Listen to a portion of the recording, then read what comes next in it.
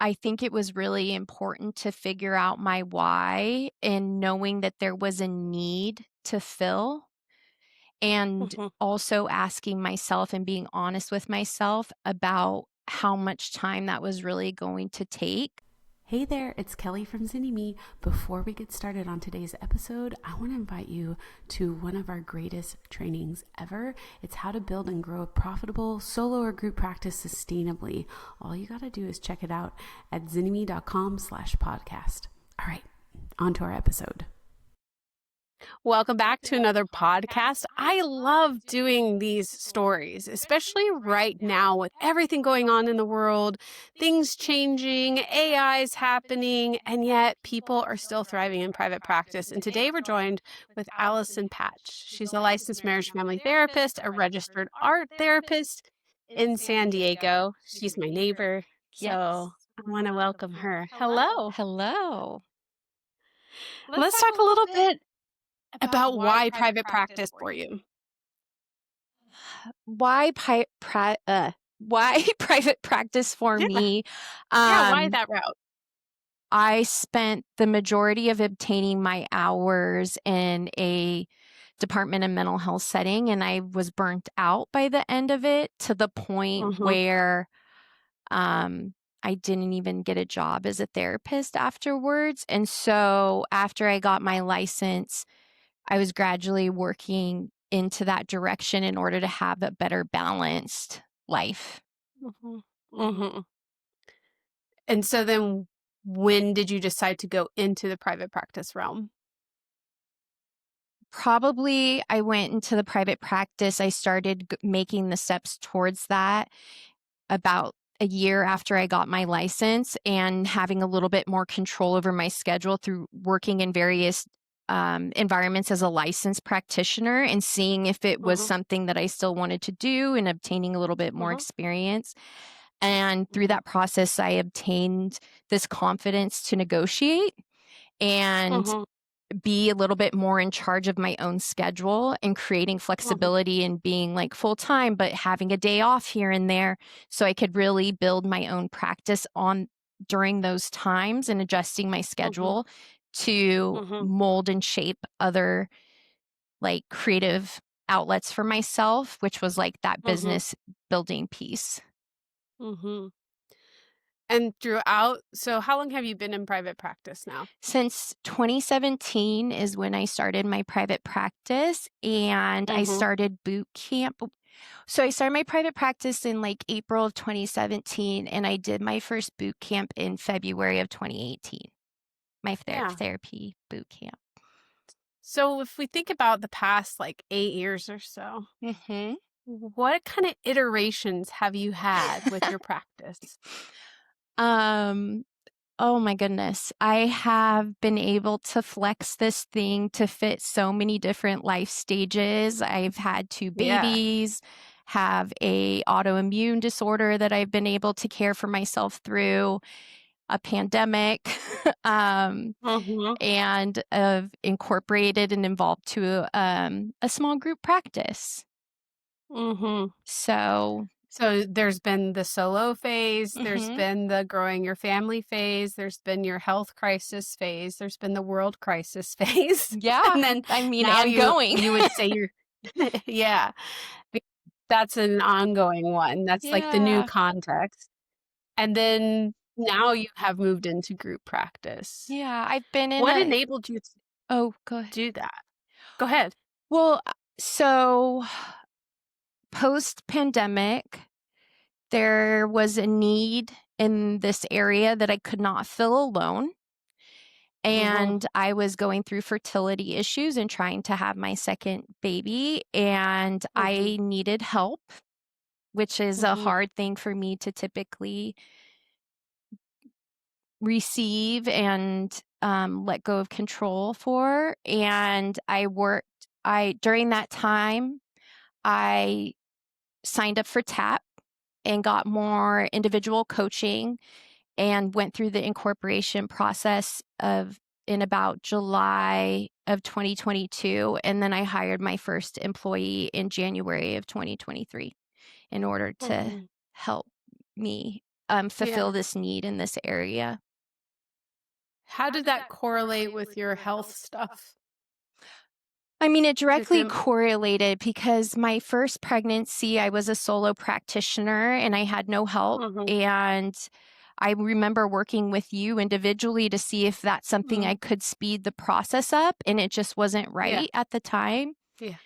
Yeah. Um, and nor do I believe it would have solved that problem at the time. I didn't have the Mhm. bandwidth to bring on somebody, and I didn't realize that at that time. Yeah. But I didn't have any benefits for my maternity leave. I just did it, like, kind of white knuckled it. And after Mhm. that process and postpartum, I knew that if I was going to go through this again, I didn't want it to be that way. So I gave it ample time during my fertility journey to really plan and create a foundation for it to no longer be that version. And so Yeah. I could become my own employee, so I could tap Mhm. into some things. And Mhm. then a wonderful individual was handed to me essentially through my best friend and colleague, and was like, you need to know this person, who is Brittany, Mhm. my Mhm. associate who's been with me for the past 3 years. Mhm. And she was, I mean, I got so lucky because she's a magical fit to my Mm. practice. Right. I'm gonna challenge that a little bit. It's beyond luck. Please. I think you sometimes you don't give yourself credit for the work you put in to be really clear about what is a right fit for you as Right. well. Like, you know what I mean? And you were clear on what you were offering. Very clear. I Yeah. Yeah. Like, you did some work there. That wasn't just like, oh, magic. There Well, was yeah. some elbow grease behind the magic. There was some elbow grease to create a very stable foundation, I Yeah. will say that. And Yeah. also, my friends and colleagues knew what that Mhm. foundation was. Yeah. And I was very clear of what my values are and what I Mhm. was offering. Mhm. And it wasn't that part wasn't necessarily negotiable. So Yeah. there wasn't an adjustment in the niche or the services that we were Mhm. providing. I'm a group Mhm. practice that provides a very specific service, and that's the same Mhm. across the board, Mhm. despite us being different people with our own personalities and the way that we might approach, like, Yeah. our Do you wanna when you share what that specificity is? Like, the yeah, service. I mean, our values are really stemming from this foundation of compassion, creativity, and collaboration. And Mhm. through that process, we may integrate other modalities to get that result with our clients that we see, Mhm. through the use of art therapy. Brittany is an art therapist as well. Um, and the group of people that we see are really, they kind of fall into this category of high achieving people pleasers with perfectionistic tendencies that are really on Mhm. their way to burnout. And they Mhm. might be, preteen and spanning all the way to adulthood, but because of the area that we are in, we've really niched into this adolescent group, which are Mhm. really high achieving, and because of the Yeah. nature of where we're at. Yeah. Can we go back to a little bit of, like, your first child and wanting to do group practice Oh, yeah. and it not being the right time? Because I think there is something here that people could learn from. Yes. Um, just because you can doesn't mean you should, kind Right. of thing. And can you talk a little bit more about that, like, realization, I want this, but not right now? Yes, because I think that this is the one thing that I do relay to people who want to do this often. Mhm. At the time, I mean, I consulted with my colleague Saba and a few other people at the time, Mhm. and they may have said stuff to me about it maybe being not that easy.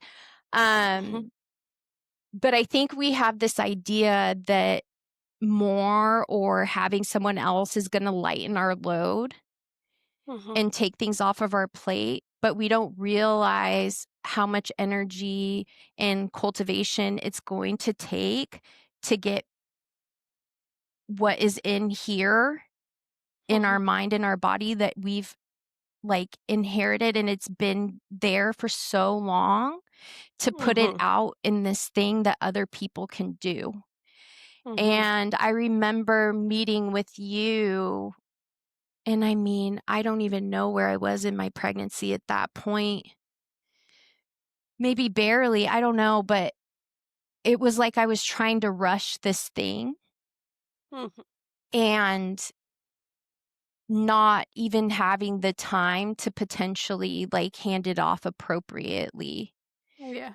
And my vision was very clear as an individual provider, but it Mhm. wasn't necessarily as fine-tuned to the point it is now. Yeah.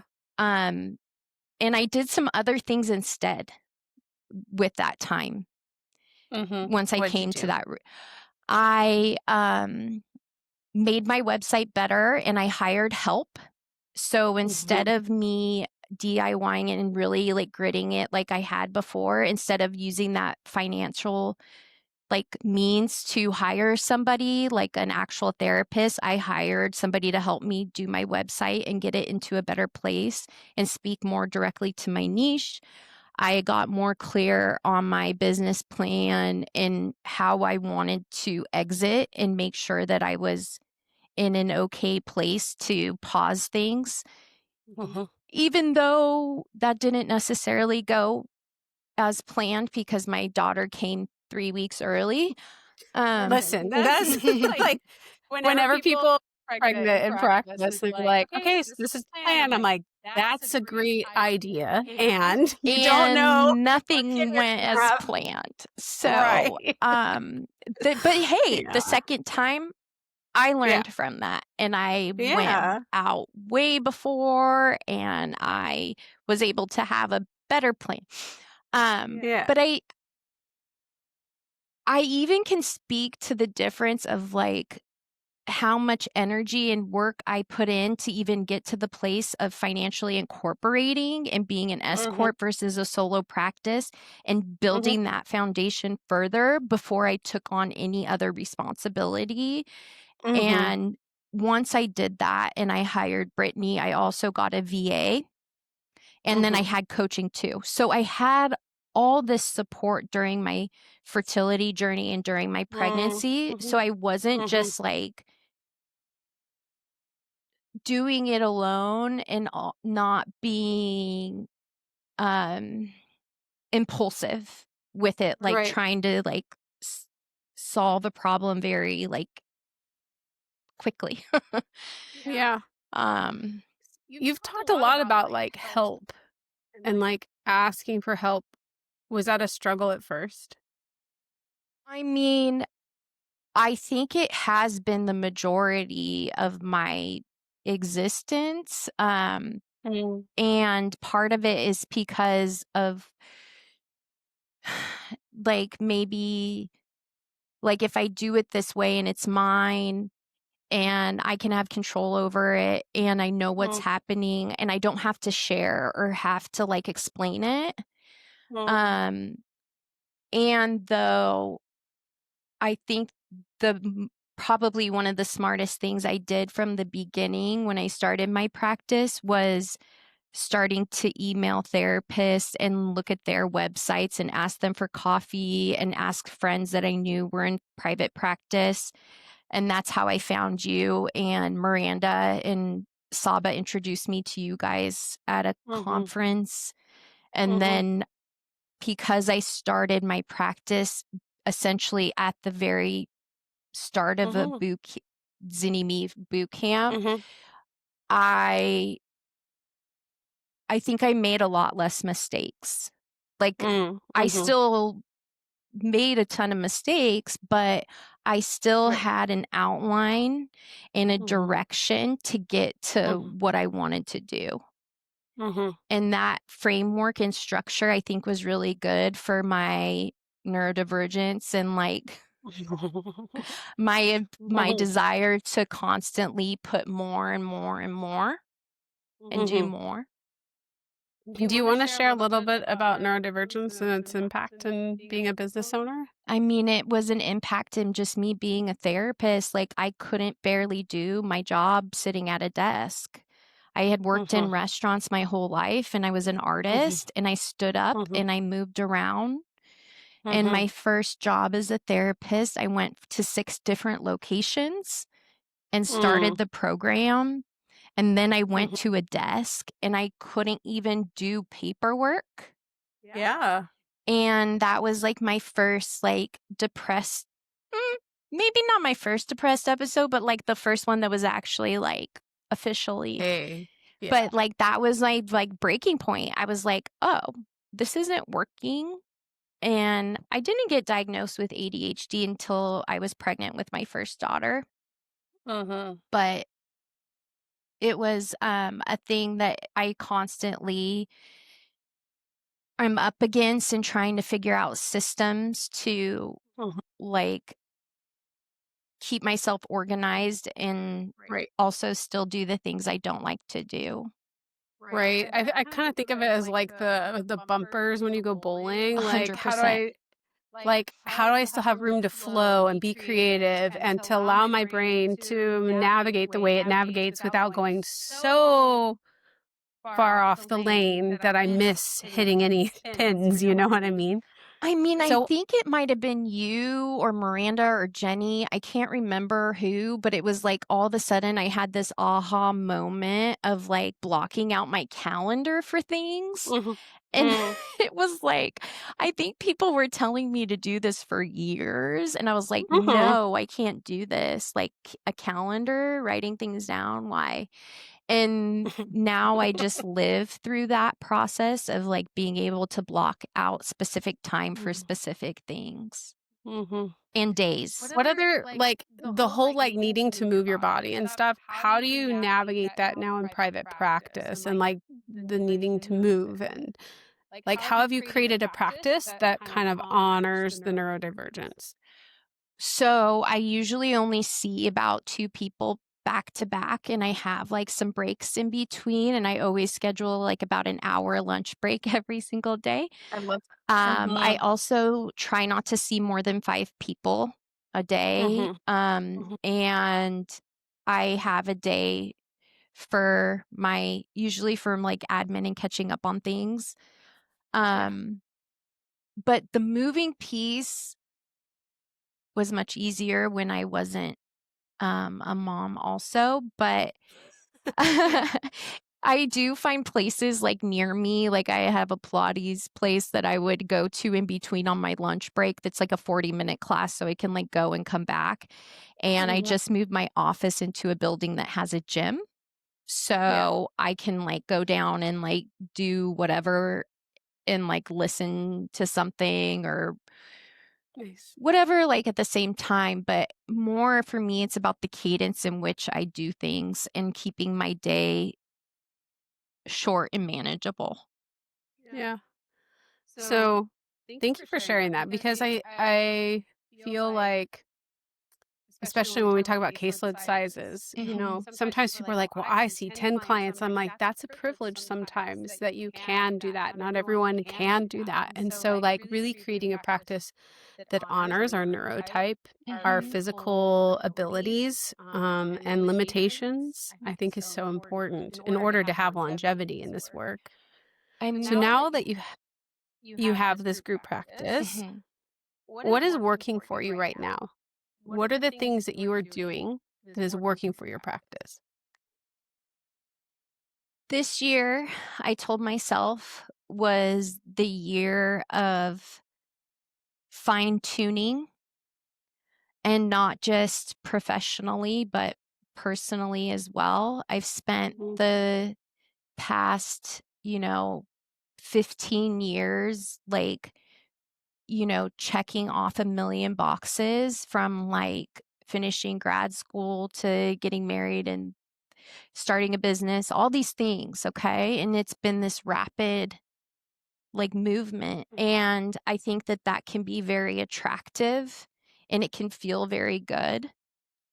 And yet it doesn't necessarily mean that things are working better or as well as they could be. And so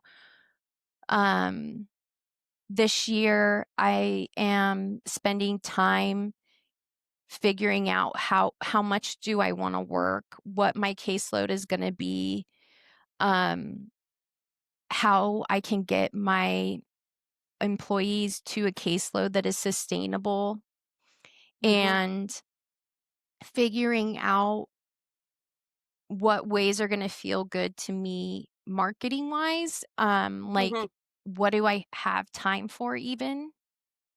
Like, and being able to say no Yeah. to So what have you things. found that you do want to do with your marketing?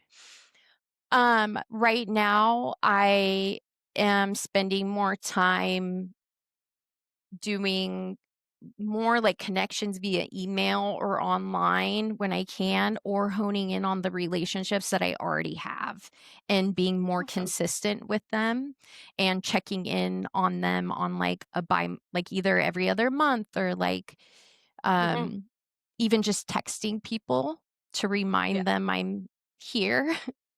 I have been more consistent with blogging and then it's been kind of dying off, but I think like that piece has been important Yeah. and trying to get my employees in on that. That's something I'm trying to do more of and trying to help them develop a professional development as well.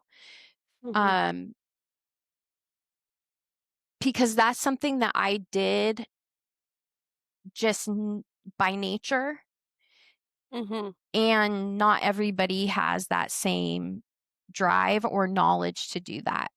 So I'm kind of, those are probably the main things that I'm doing. Well, what I like about what you're sharing here is that it's not always the next new thing. Mm-mm. Sometimes it is going back and refining, no matter how long we've been doing this work, Yeah. refining like the foundational stuff, and then taking the marketing that we know works for us and being consistent with it, right? And not, oh, I have this new tool, I should do this new thing, everyone's doing this thing. It's like, no, coming back to like what we know works for us. So as we kind of come to wrap this up, Mhm.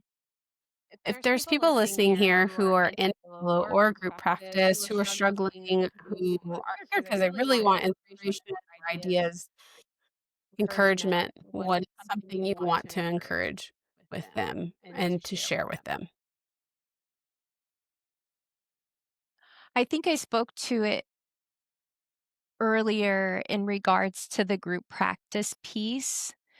Um, I th- I think it was really important to figure out my why and knowing that there was a need to fill, and also asking myself and being honest with myself about how much time that was really going to take to invest what I needed to into the policies and procedures and the marketing and the training to get everybody to where they needed to be beforehand. And not feeling rushed in that process. And also my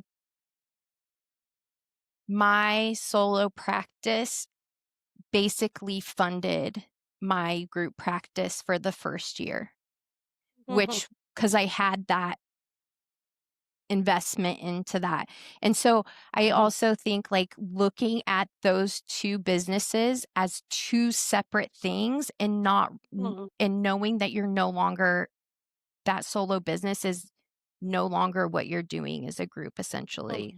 Like you're starting completely over almost in some ways. Yeah. At least that was my experience and what Yeah, I've had to no, remind myself when I'm looking at like how much time I've invested into this piece of the puzzle. yeah, I love that. Well, thank you for sharing. I hope those that are listening can hear just the value of building something that fits you and who you are, and all the like intersectionalities deserve to be honored, and to have a business that is supportive of you. So if you would like more support, check us out at zinnyme.com. Check out our free trainings. Join us in business school. We'd love to have you. Allison, thank you. Yeah. I appreciate you so much. And we'll see you all next time. Thank you. How was that for you? Good. I hope you loved today's episode. If you're a therapist who's tired of those long hours, low pay, and constantly battling burnout, don't forget our free video training designed just for you on how to build and grow a sustainable, profitable solo or group practice. Head over to zinnyme.com/podcast to check it out today. Until next time.